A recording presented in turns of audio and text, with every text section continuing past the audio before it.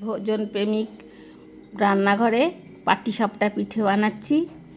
এই পুরটা হয়েছে নারকেল কুড়ে গুড় দিয়ে। এর মধ্যে আপনারা চাইলে দুটো সন্দেশও ভেঙে দিতে পারেন, তাহলে একটু টান আসবে পুরটার মধ্যে, পুরটা বেড়েও যাবে।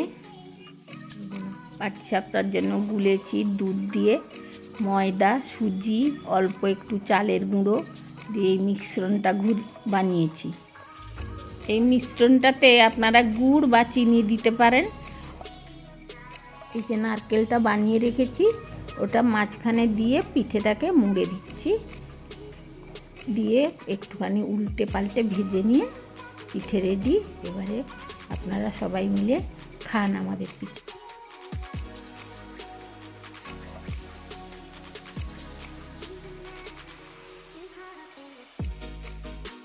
আমাদের পিঠে বানানো হয়ে গেছে। এইটা খুব সোজা বানানোর জন্য আমরা খাচ্ছি, আপনারাও বানিয়ে বাড়িতে খান।